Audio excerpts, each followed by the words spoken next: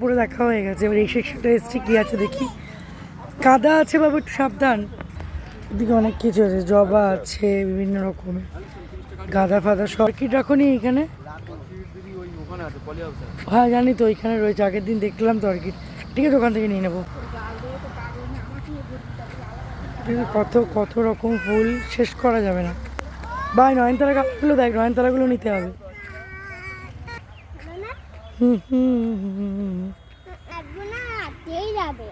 ওইদিকে পিটুনিয়াগুলো আছে, নয়নতারাগুলো ভালো ভালো কালার আছে, ক্যালেন্ডুলাও রয়েছে, ডায়ান্থ্রাস এগুলো। পিটুনিয়া কি দারুণ দারুণ কালার বল। ক্যালেন্ডুলা অনেকগুলো বড় বড় হয়েছে, সব নেবো। হ্যাঁ, অন্ধকার হতে দেরি আছে এখন।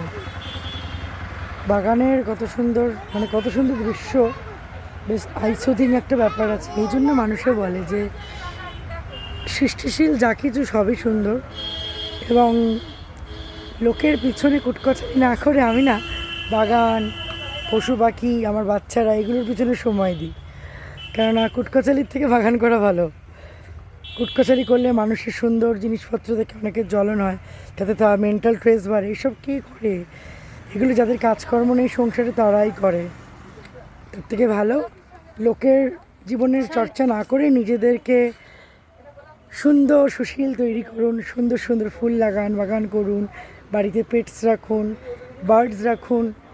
বাচ্চা কাচ্চা যাদের বড় হয়ে গেছে তাদের অন্য বিষয়, যারা ছোট ছোট বাচ্চার মা, তারা জানে বাচ্চার পরিচর্যা করতেই সারাদিন চলে যায়, কারোর সমালোচনা করার টাইম থাকে না, তাই না? অবশ্য বাচ্চাকে পরিচর্যা করতেও তো ভীষণ সময় লাগে, ভাগ্য লাগে, এগুলো লাগে। তো যেটা কারোর পেছনে কাঠিবাজি করে লাভ আছে?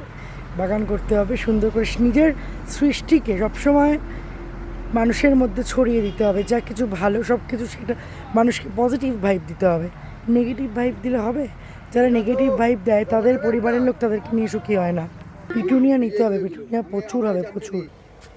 এত সুন্দর দেখেছো, বলসাম আছে এগুলো, বড় বড় ফুল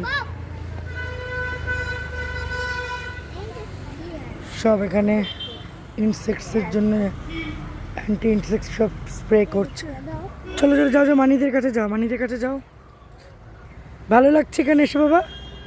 আমার বাচ্চারা ভীষণ খুশি হয়ে গেছে এখানে এসে। খুশি হবে নাই বা কেন, এইসব খুব সুন্দর জিনিস। হ্যাঁ, এখানে দেখো কত সুন্দর সুন্দর বানাচ্ছে ওরা। মাটির স্যাপলিংসগুলোকে সব ফিটিং করছে গ্রো ব্যাগে।